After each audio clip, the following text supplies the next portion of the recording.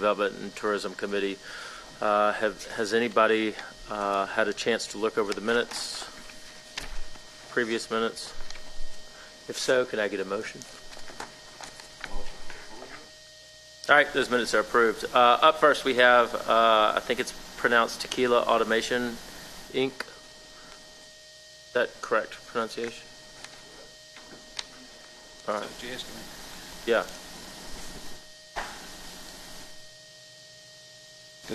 Good morning. Not quite afternoon.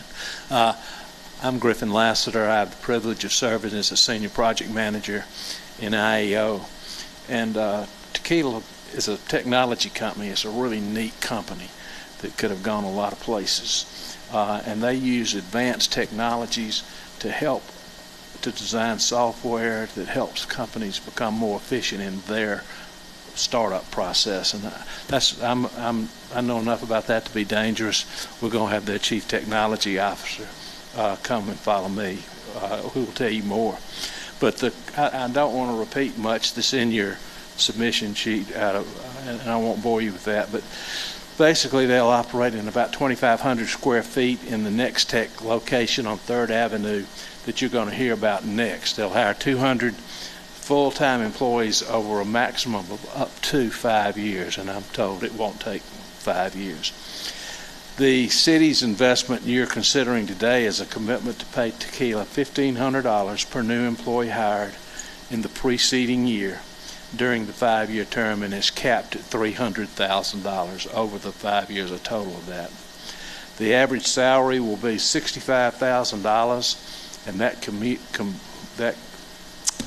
translates to $130,000 in occupational tax alone. The city is protected by clawbacks, stringent clawbacks covering non-relocation, abandonment of the property, and any unexpected shortfalls in the jobs commitment as the company grows. And we don't expect any of those kinds of things to happen, but we are protected through the law department, the Office of the City Attorney. I'd like to call on now Richard Denton, Tequila's Chief Technology Officer and a co-founder of the company. He's with us today, as well as Jim Stanley is here from the City Attorney's Office, I believe, yeah, and also Brandon Demian from the Bradley Law Firm. Richard, you want to?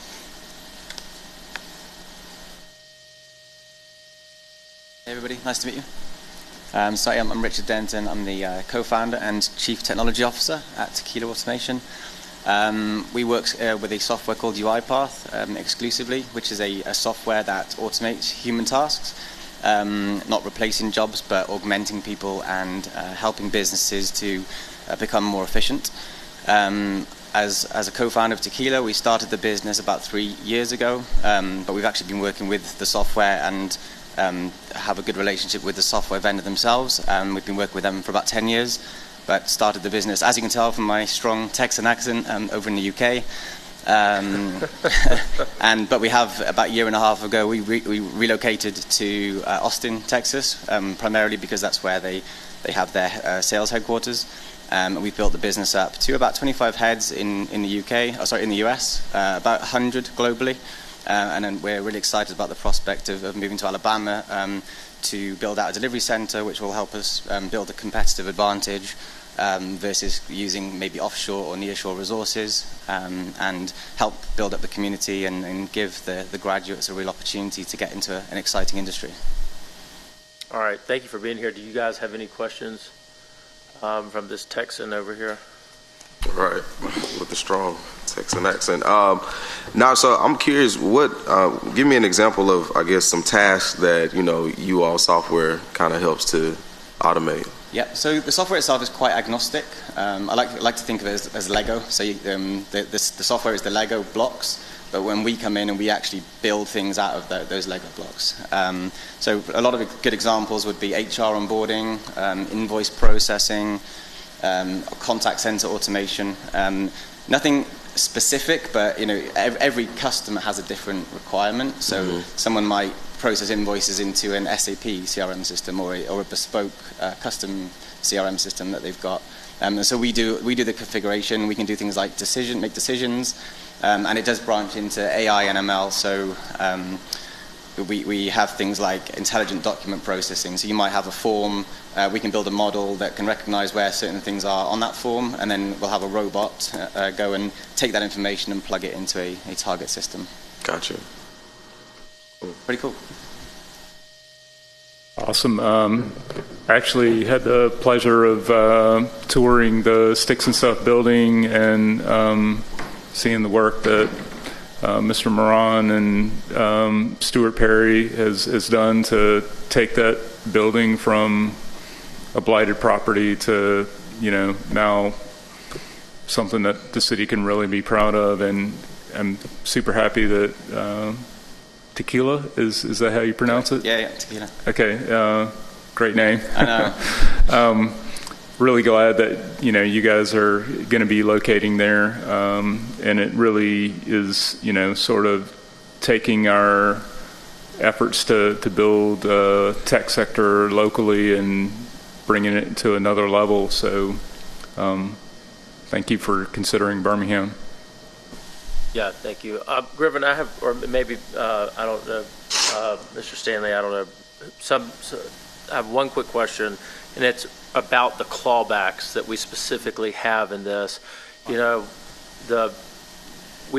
First of all, these kind of deals where we're actually incentivizing job creation are great. It's so much better than the traditional thought behind economic development by just doing capital improvements on a street.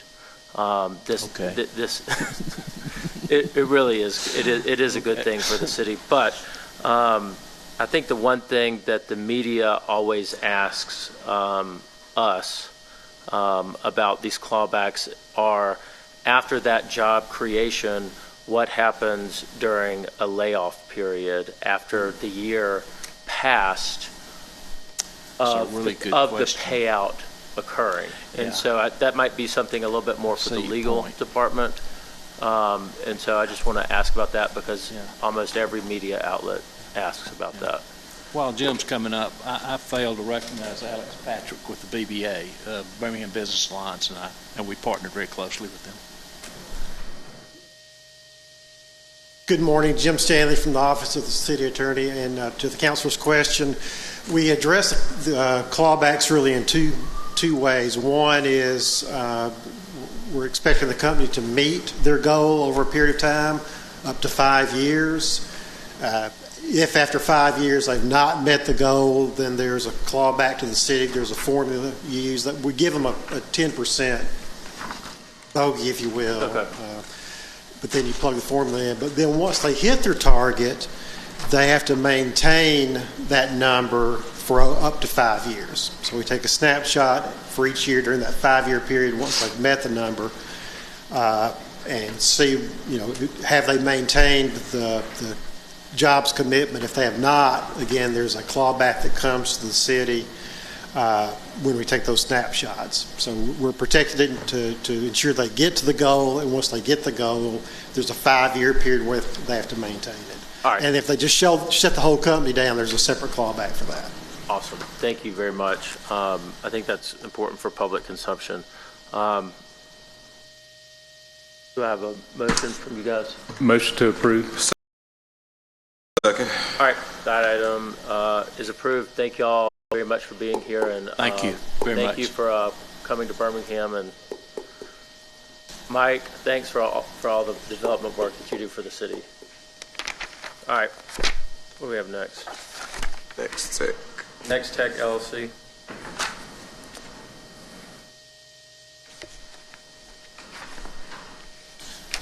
Good afternoon. My name is Cornell Wesley, and I serve as the Director for the Office of Innovation and Economic Opportunity. Like Tequila Automation, this is going to go into the Switch District. This conversation is really about the Northwest Quadrant Plan and how this anchor, this asset, prepares us for future growth in the tech sector. And so thank you for Tequila Automation and affirmative support. I'm proud to present that Tequila Automation will go into this investment, that being Next Tech. So this project takes a blighted, neglected building in Birmingham and in Birmingham Central Business District and turns it into a rehabilitated location for startup businesses graduating from Innovation Depot. The city's investment of $400,000 a year for 5 years provides a significant assistance as the project called for major reconstruction to make the structure usable. The city is protected by clawbacks, which Mr. Stanley can illuminate. The project forecasts almost $300,000 annually in revenue from occupational tax and sales tax and use tax, in addition to increased property tax and business license revenue. Collectively, between the two projects, you've heard that Tequila will bring in approximately 200 jobs over 5 years. This investment will yield 311 jobs are expected over the first 7 years of operations. With NextTech, the city will have a greater opportunity to retain those Innovation Depot graduate companies and keep them here in Birmingham with a world-class facility that can open up, no pun intended, the world to their enterprises.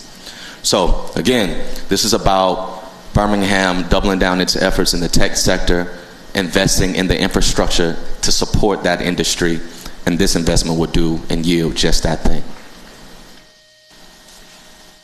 Thank you, Director Wesley. Anybody have any comments? First question I had was, what are the provided certain leasing milestones? What are the leasing milestones that are connected to this? I'll bring our city attorney up. Okay.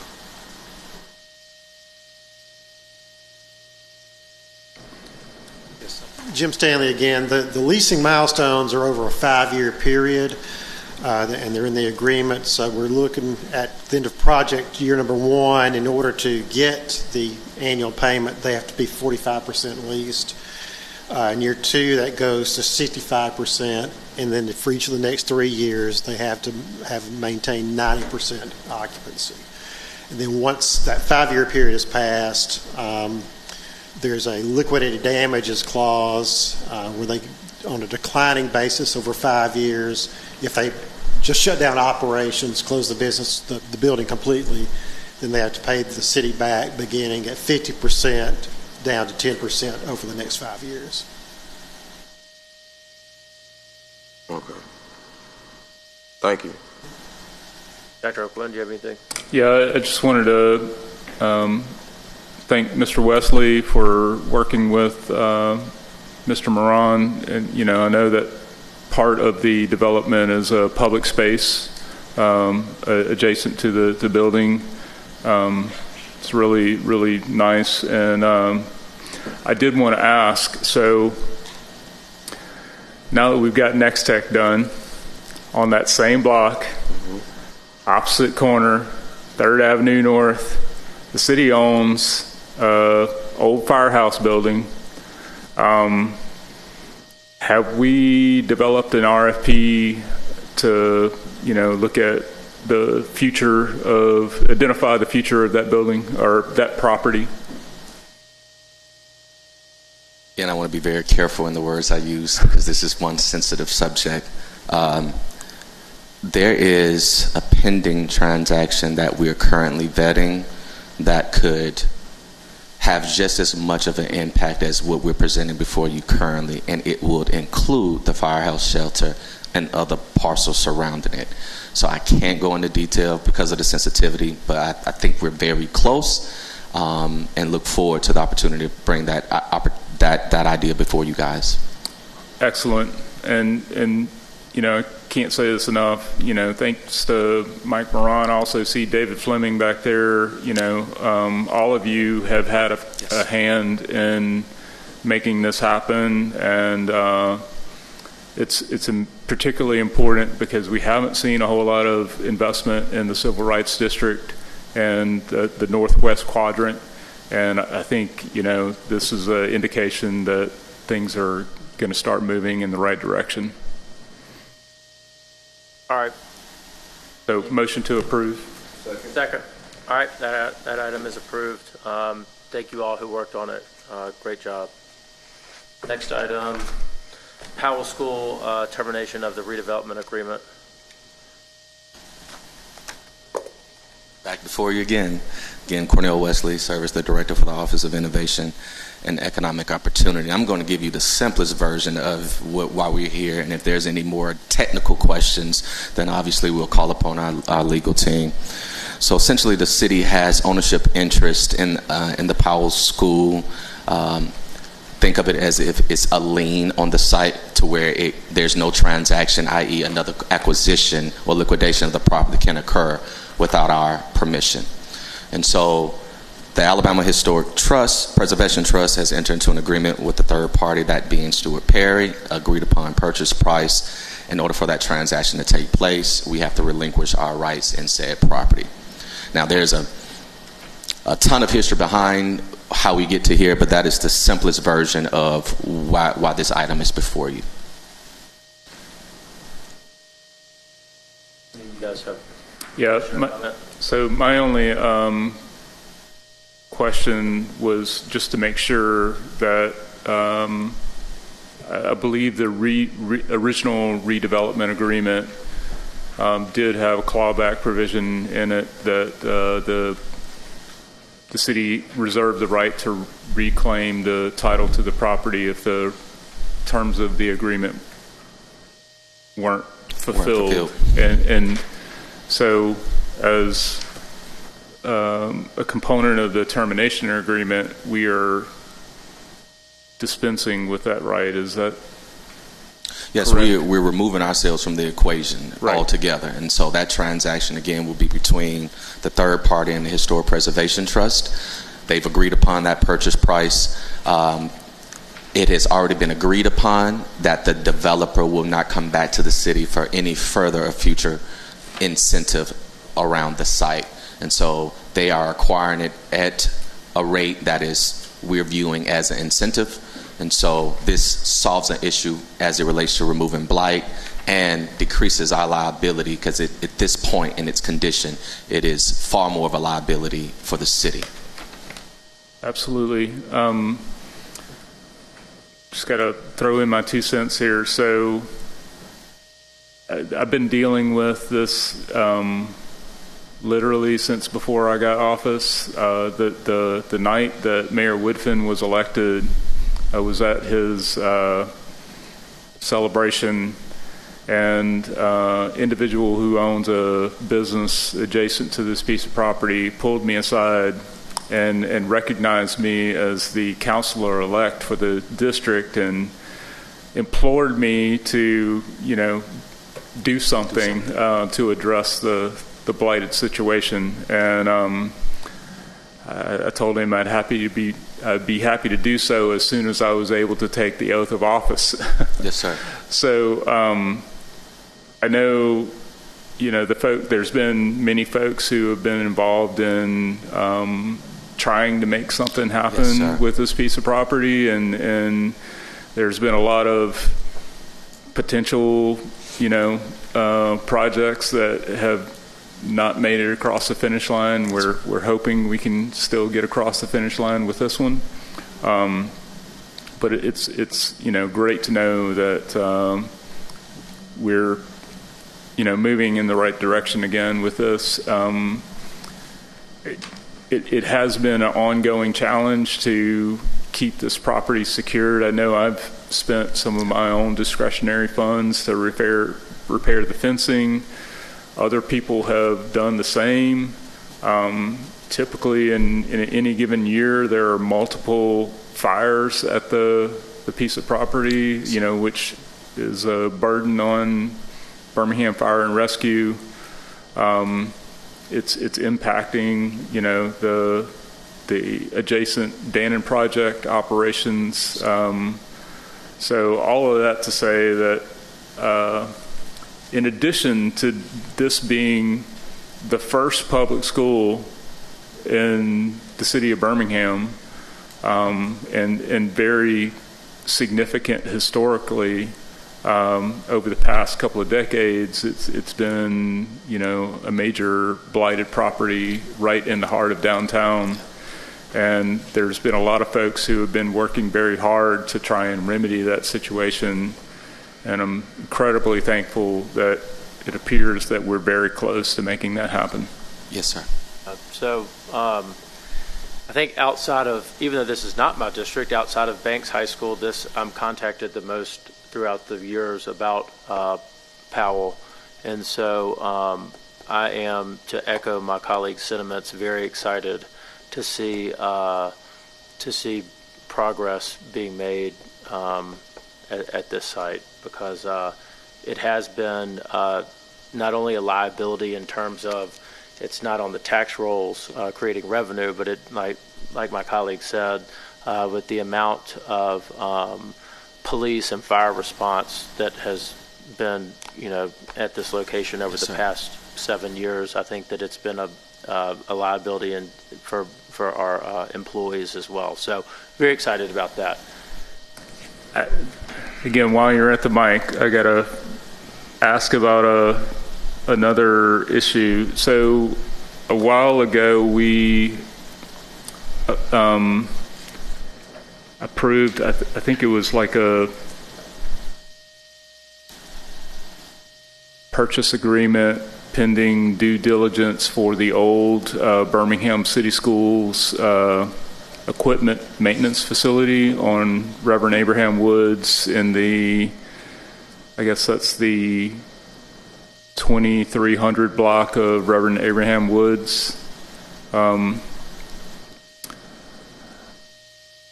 At some point, I'd appreciate getting an update on that.